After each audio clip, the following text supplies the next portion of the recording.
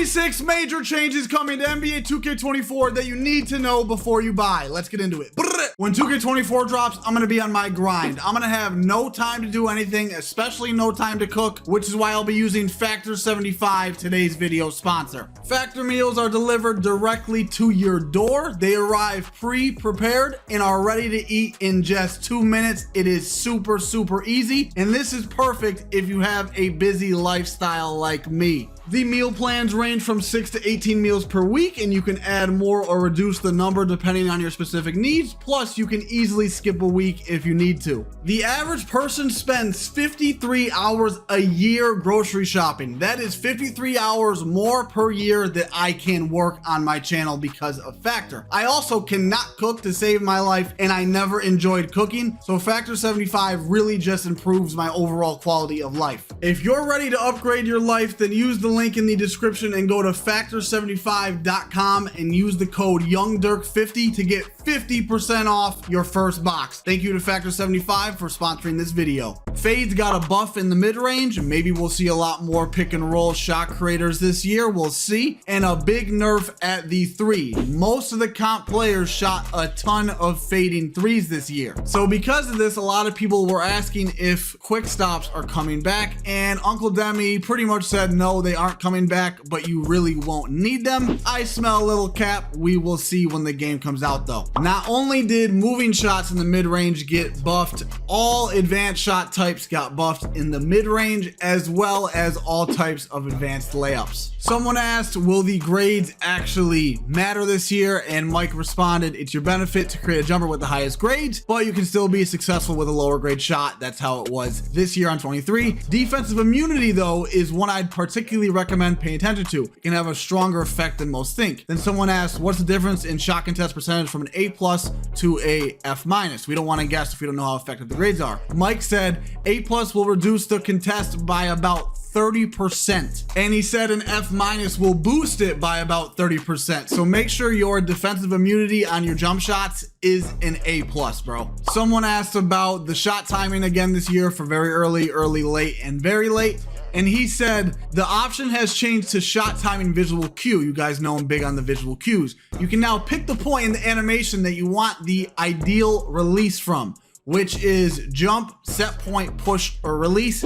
I like this because I'm a visual shooter, and you can visually set where you want your release cue to be. Mike said you really only need a 75 three-pointer this year, but that's if you're a really good player. Some people, if you're not the best shooter, could potentially go 1 for 10. So I would make your 3-ball, if you're a solid shooter, between like 80 and 85, just how it was on 2K23. You guys know how on 23 there was tons of different shot timings for one jump shot. Well, that has been toned down a lot, and you want to get an A+ in shot timing stability. The higher the grade, it'll further dampen the effects of fatigue/defense on your shot speed, so your shot speed won't change as much the higher your grade. Your opponents and teammates won't see your shot meter this year, but you want to turn your shot meter off, as it will increase your green window size by 20%. That is enormous. Definitely turn your shot meter off for 2K24. You guys know how your green animation this year would only pop up like once every 5 greens. Well, for 24, every green after 15 feet, your green animation will activate. The contest system changed a lot, which this was much needed. The main highlights, greater emphasis on body position instead of just hand location.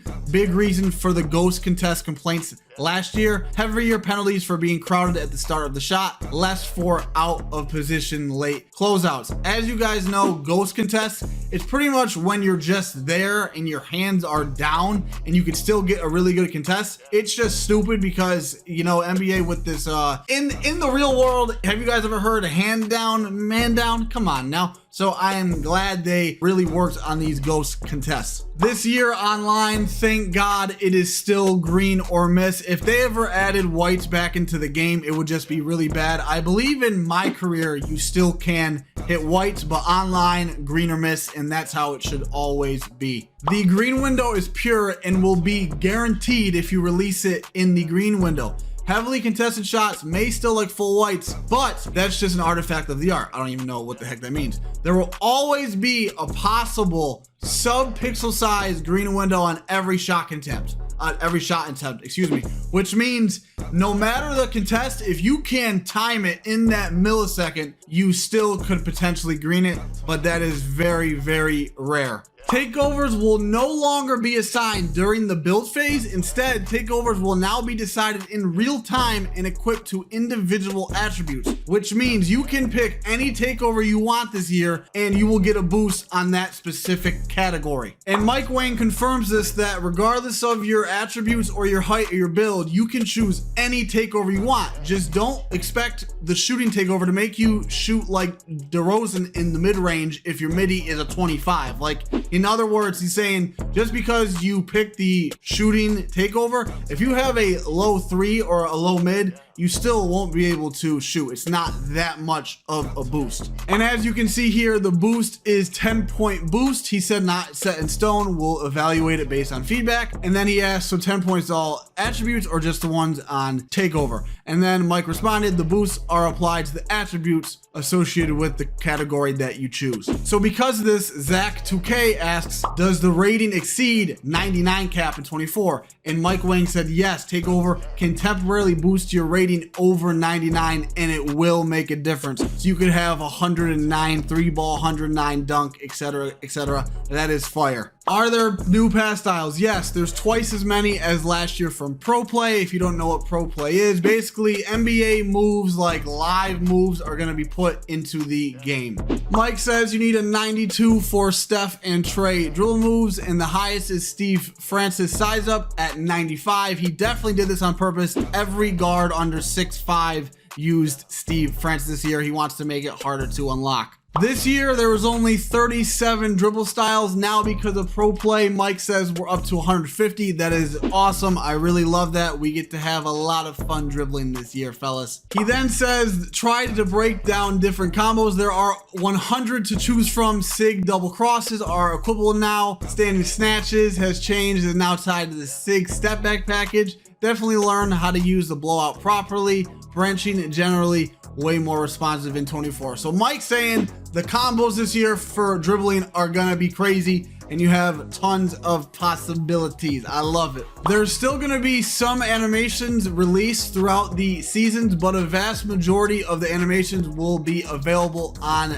day one, which is amazing because now we don't have to wait all year for all of the best dribble moves to come out. We'll have them all at the start. Mike Wang added this troll emote, which you can do in the triple threat. This is going to be hilarious, and I'm going to be trolling every time I cook somebody like crazy, bruh. In 23, you could make white meter dunks, but in 24, for both the layup and dunk meters, if you have a pretty open lane, the green window is much bigger, which makes sense, but it shrinks fast the heavier the traffic. And again, online, you have to green dunks to make them. I love this change. This gets rid of the meter dunk spam. That was a bailout. It was banned in wagers for a reason. I love this change, Michael. Someone asked, can you contact dunk with the shot button instead of using the up and down, down up for the meter dunks? He said, yes, you can still get contact dunks, but with the shot button, it's just a dice roll and it's based on ratings. The frequency goes down significantly, excuse me, on Hall of Fame and in Rec and Park. So pretty much it's gonna be rare to get a contact dunk just by using your shot button. You really will have to use the meter dunk. Bigs are gonna have a lot of fun dominating the paint in 24. We'll see about that. It was really bad this year. You can now branch out of any offensive rebound and put back by simply pressing the shot button after the catch. Post fades and hop shots are also really effective shots for post players. I don't like that. No one likes post scores. They're just toxic. I hope this is not true.